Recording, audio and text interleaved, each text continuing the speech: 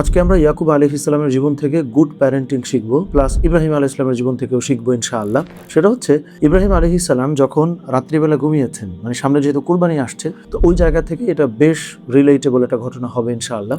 তো ইব্রাহিম আলাইহিস সালাম রাতে যখন ঘুমিয়েছেন, তিনি কন্টিনিউয়াসলি স্বপ্ন দেখছেন যে তিনি তার সন্তানকে কুরবানি করছেন, জবেহ করছেন। তো এই সিচুয়েশনে ইব্রাহিম আলাইহিস সালাম এমনটা কিন্তু ভাবেন নাই যে আমি সিনিয়র মানুষ, আমি একটা স্বপ্ন দেখছি, এটা আমার ছেলে মেয়ের কাছে বলার কি আছে। তো ইব্রাহিম আলাইহিস সালাম তার সন্তান ইসমাইল আলাইহিস সালামের কাছে এটা কিন্তু শেয়ার করেছিলেন যে আমি তো স্বপ্ন দেখলাম যে আমি তোমাকে জবেহ করছি।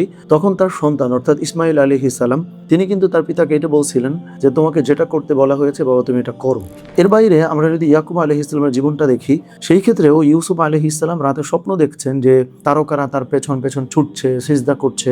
এইটা তিনি তার পিতা ইয়াকুব আলাইহিস সালামকে কিন্তু শেয়ার করেছিলেন। এখন এইখান থেকে প্যারেন্টিং এর খুব গুরুত্বপূর্ণ লেসন পাওয়া যায়। অনেক ক্ষেত্রে খাবার টেবিলেও আমরা খুব গুরুত্বপূর্ণ কোনো টপিক বা অনেক আলোচনা আমরা করি না, বিকজ আমার ছেলেমেয়েরা হয়তো ছোট, তার সামনে ব্যবসা নিয়ে কি আলোচনা করব, বা আমার ছেলেমেয়ে হয়তো ছোট, আমার ফ্যামিলিতে জমি নিয়ে কোনো দ্বন্দ্ব আছে, এটা ওদের সামনে বলার কি আছে। সো এই যে আমরা আমাদের সন্তানদের সামনে প্র্যাকটিক্যালি আমাদের জীবনের সঙ্গে ঘটা অনেক কিছু আমরা ইচ্ছা করে বলি না বা অ্যাভয়েড করি, মনে করি ওরা ছোট, এটা বোধহয় ওদের সঙ্গে শেয়ার করা যেতে পারে না। সেইখানে আমরা দেখতে পেলাম যে একজন পিতা বাস্তবে কি ঘটছে সেটা তো শেয়ার করেনি, এর বাইরে স্বপ্নে তিনি কি দেখছেন সেটা পর্যন্ত তিনি তার পুত্রের সঙ্গে বা তার সন্তানের সঙ্গে এটা কিন্তু শেয়ার করলেন। এটা মোটেও ভাবলেন না যে আমি স্বপ্ন দেখছি, এটা শেয়ার করার এমন কি বা আছে। এর বাইরে আপনি আবার দেখেন যে ইউসুফ আলাইহিস সালাম তিনিও স্বপ্ন দেখার পরে এইটুকুন স্পেস তার পিতামাতা তাকে দিয়েছিলেন, মানে তার পিতা ইয়াকুব আলাইহিস সালামের কাছে তিনি এটা শেয়ার করতে পেরেছিলেন যে বাবা আমি যে ঘুমের মধ্যে দেখলাম যে এরকম 11টা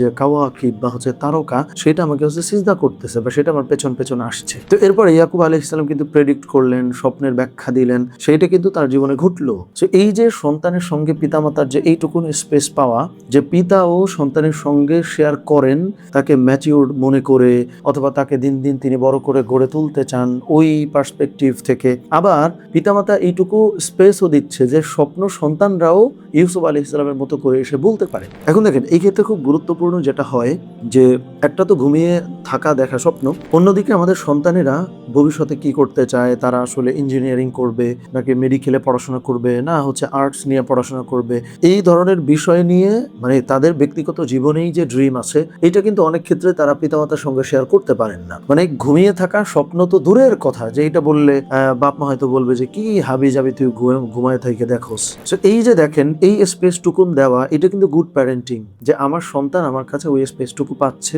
যে ওর ব্যক্তিগত ড্রিম সেটা ঘুমিয়ে থেকে দেখুক, কিংবা বাস্তবিক অর্থে ও প্ল্যান করছে যে ভবিষ্যতে কি করতে, সেটা আমারে বলবে বা আমিও আমার সন্তানকে এইটুকুন বলবো।